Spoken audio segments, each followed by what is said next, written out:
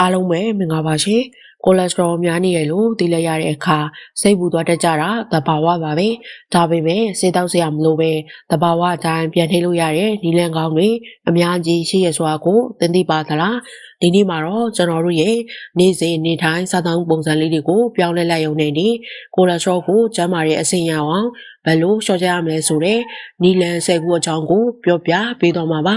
ဘယ်လိုနီလန်နေဖြစ်မလဲဆိုတာကိုတော့အတူတူကြည့်လိုက်ရအောင်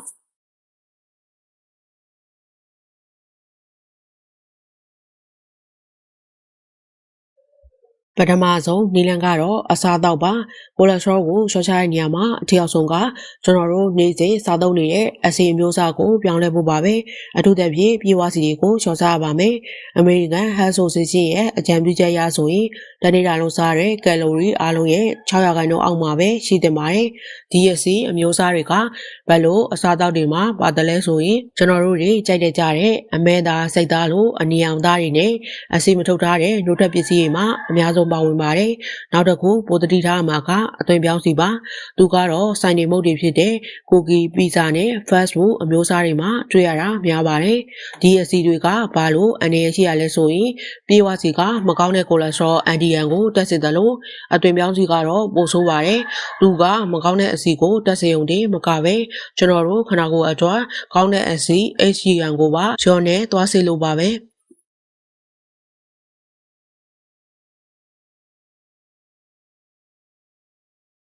ဒုတိယအချက်ကတော့အစီတိုင်းကိုကြောက်စရာမလိုဘူးဆိုတာကိုပြောပြချင်ပါတယ်ကျွန်တော်တို့ခုနကပြောခဲ့တဲ့ပြေဝစီနေရာမှာမပြေဝစီတွေနဲ့အစားထိုးဖို့လိုပါတယ်ဒီအစီတွေကိုဘယ်မှာရနိုင်မလဲဆိုရင်တန်လွင်စီအခွန်မာတီတွေထောပတ်တီနဲ့ပင်လယ်ငါးတွေမှာအများကြီးပါပါတယ်သူတေသနာတွေအရဆိုရင်မြေထဲပင်လေဒေသတွေမှာစားတောက်ကြသလိုမျိုးမပြေဝစီတွေကိုအဓိကစားပေးရင်မကောင်းတဲ့ NDN ကိုကြာစေပြီးကောင်းတဲ့ HDN ကိုတိုးလာစေပါတယ်ဒါတင်မကသေးပါဘူးနှလုံးရောဂါစီချိုရောဂါနဲ့တက်ကြချမ်းမာရေးပြဿနာဖြစ်နိုင်ခြေကိုလည်းတိတိကျကျရှော့ချပေးနိုင်ပါတယ်နောက်ထပ်အရေးကြီးရဲ့အဆီတစ်မျိုးကတော့ Omega 3 fatty acid ပါသူကနှလုံးကျန်းမာရေးအတွက်တကယ်ကိုအားကိုးရတဲ့အဆီပါမက်ဂရယ်ငါဆယ်မွန်ငါနဲ့ငါတလောက်လိုမျိုးအဆီများတဲ့ငါတွေမှာ Omega 3ကျွဲဝါစွာပါဝင်ပါတယ်ဒါကြောင့်ကိုလက်စထရောကိုရှော့ချခြင်းနဲ့ဆိုရင်အသားဓာတ်ငါကိုပိုပြီးဦးစားပေးစားသုံးပေးဖို့တိုက်တွန်းချင်ပါတယ်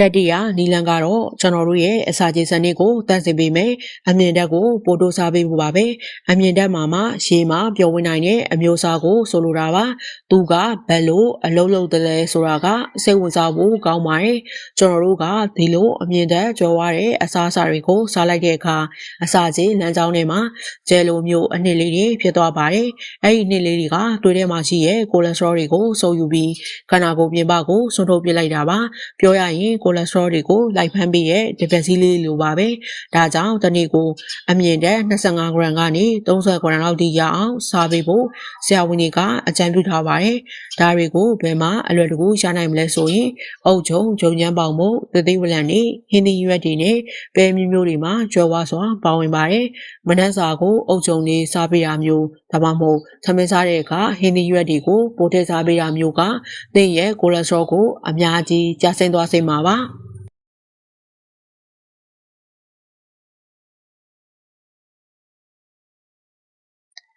နံပါတ်၄အချက်ကတော့လူသိနေပြီမဲ့တကယ်ကိုထိရောက်တဲ့ brand တွေရောအကြောင်းမှာသူကအပင်ဒီမှာသဘာဝအတိုင်းပါဝင်တဲ့ထွက်ပေါင်းတစ်မျိုးဖြစ်ပြီးကျွန်တော်တို့ခန္ဓာကိုယ်ရဲ့အစာခြေလမ်းကြောင်းကနေကိုလက်စထရောတွေကိုစုပ်ယူမဲ့နေရာမှာ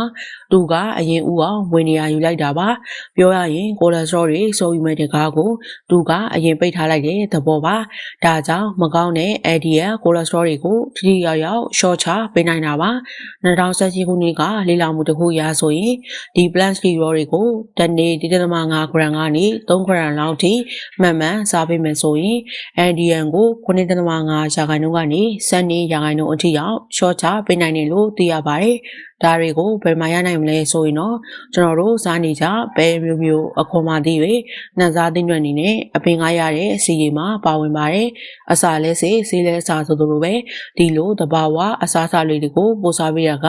သင်ရဲ့ကိုလက်စထရောအတွက်အများကြီးအထောက်အကူပြုနိုင်ပါတယ်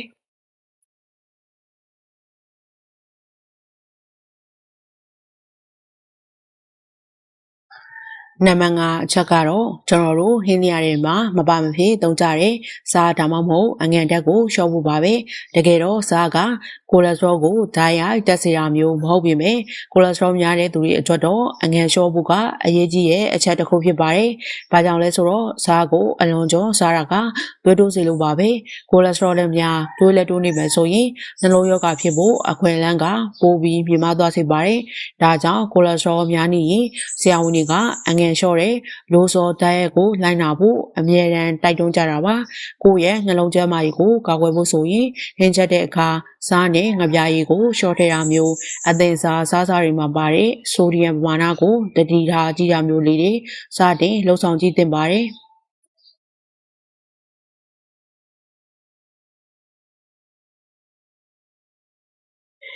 နံပါတ်6အချက်ကတော့အရင်နဲ့ပတ်သက်တာပါအရက်တောက်တာဟာကိုလက်စထရောနဲ့နှလုံးကျန်းမာရေးကိုနီးလန်းမျိုးစုံနဲ့ထိခိုက်စေနိုင်ပါတယ်ပထမဆုံးအနေနဲ့အရက်ဟာကိုလေးချိန်တက်စေုံတွေမကပဲတွေးတိုးတာနဲ့တွေးတွေးမှရှိရဲ့ triglyceride လို့ခေါ်တဲ့အက်ဆီဓာတ်ကိုတိတိတတ်တာများလာစေပါတယ်ဒီအချက်တွေအလုံးဟာနှလုံးရောဂါဖြစ်ဖို့လမ်းခေးမိတယ်လို့ပါပဲအရက်ကိုနည်းနည်းပဲတောက်ရင်ကျန်းမာရေးအတွက်ကောင်းမကောင်းဆိုတာနဲ့ပတ်သက်ပြီးငြင်းခုန်မှုတွေရှိနေပေမဲ့အမေရိကန်ဟက်ဆိုဆေးရှင်ကတော့နှလုံးကျန်းမာဖို့နဲ့ကိုလက်စထရောကိုထိန်းချုပ်ဖို့အတွက်အရက်တောက်တာကိုတက်နိုင်သမျှကန်သက်ဖို့ကြောင်းမဖို့ရှောင်ကျဉ်ဖို့ပဲအကြံပြုထားပါတယ်ဒါကြောင့်တဲ့နှလုံးကိုချစ်တဲ့ဆိုရင်တော့အရက်ကိုရှောင်နိုင်သမျှရှော့လိုက်တာကအကောင်းဆုံးပါပဲ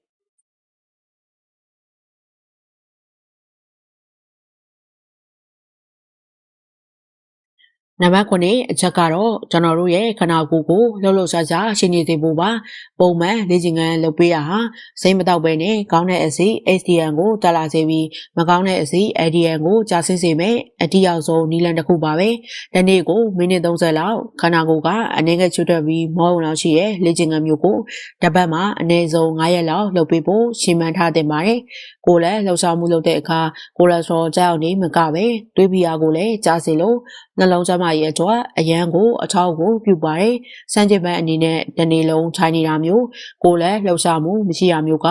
ကောင်းတဲ့အစီကိုလျော်နေစေပြီးကိုလေးချိန်တက်လာစေရဲ့အတွက်နှလုံးရောဂါဖြစ်ဖို့ပိုပြီးနှိစက်သွားစေပါတယ်။ဒါကြောင့်ကျင်းသွားမှာမဟုတ်ပါဘူး။လမ်းသက်သက်လျှောက်တာပဲဖြစ်ဖြစ်ရေကူးတာပဲဖြစ်ဖြစ်ကိုနှစ်သက်ရတခုခုကိုဒီနေ့ကစပြီးအချိန်လေးပေးကြည့်အောင်။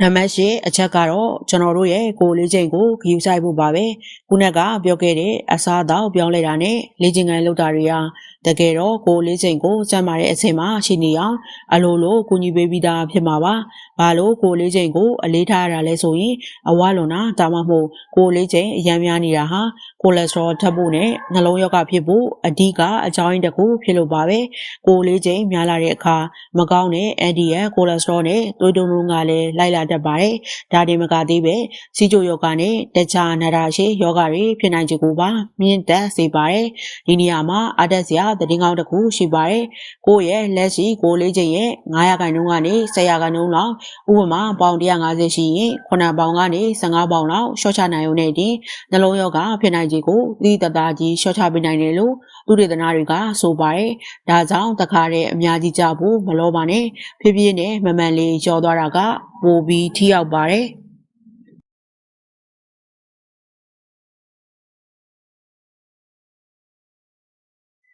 နံပါတ်9အချက်ကတော့ကျွန်တော်တို့ရဲ့အဆုတ်တွေမကပဲနှလုံးအတွက်ပါအရေးကြီးတဲ့အတွက်ဆက်လက်ဖြတ်ဖို့ပါပဲဆက်လက်တောက်တာဒါမှမဟုတ်ပိတ်တောက်တာဟာနှလုံးရောဂါဖြစ်နိုင်ခြေကိုအစမတန်မြင့်တက်စေုံတွေမကပဲကျွန်တော်တို့ခန္ဓာကိုယ်အတွက်အရန်ရေးကြီးရဲ့အဆီကောင် HDN ကိုပါလျော်နေသွားစေပါတယ်ဒါပေမဲ့စိတ်ဝင်စားဖို့ကောင်းတာကဆက်လက်ဖြတ်လိုက်တဲ့အခါရရှိလာမယ့်ရလဒ်တွေပါပဲဆက်လက်ဖြတ်လိုက်တာနဲ့တွေးတင်မှရှိရဲ့မကောင်းတဲ့အဆီရဖြစ်တဲ့ NDN နဲ့ triglyceride တွေကျဆင်းသွားပြီးကောင်းတဲ့အဆီ HDN ကပြန်တက်လာတာကိုတွေ့ရမှာပါ။ဒါဟာတဲ့နှလုံးကိုအသက်တပံပြန်လဲရှင်သန်ခွင့်ပေးလိုက်တာနဲ့အတူတူပါပဲ။ဆက်လက်ဖြတ်ဖို့ဆိုတာတခါတလေမှခက်ခဲနိုင်နေဆိုတာနားလည်ပါတယ်။ဒါကြောင့်တဲ့တကယ်ဖြတ်ဖို့အစင်သေးဖြစ်တဲ့အခါမှာပိုပြီးလွယ်ကူထိအောင်ကိုညီပေးနိုင်မယ်နီလန်းကောင်းတွေကိုဆရာဝန်နဲ့တိုင်ပင်ဆွေးနွေးကြည့်ဖို့တိုက်တွန်းချင်ပါတယ်။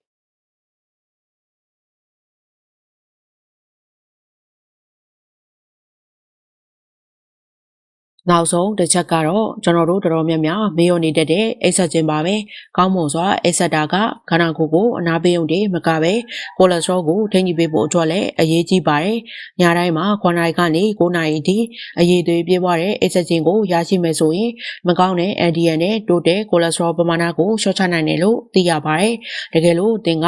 ညဘက်မှာခဏခဏနိုးနေတာမျိုးအိမ်နေရင်အသက်ရှူရတဲ့ဝေဒနာခံစားရတာလိုမျိုးပြဿနာတွေရှိနေမယ်ဆိုရင်တော့ဒါကိုတတိထားသင့်ပါတယ်။ဒီလိုအိပ်စက်ခြင်းဆိုင်ရာပြဿနာတွေကကိုလက်စထရောကိုတက်ဆင်နိုင်တဲ့အတွက်လိုအပ်ရင်ကျန်းမာရေးစောင့်ရှောက်သူတွေနဲ့တိုင်ပင်ပြီးကုသမှုခံယူဖို့တိုက်တွန်းချင်ပါတယ်။ညဘက်မှာအေးဝဝအိတ်တာဟာသင်နှလုံးကိုအနာပေးပြီးကျန်းမာစေတဲ့အကောင်းဆုံးနည်းလမ်းတစ်ခုပါပဲ။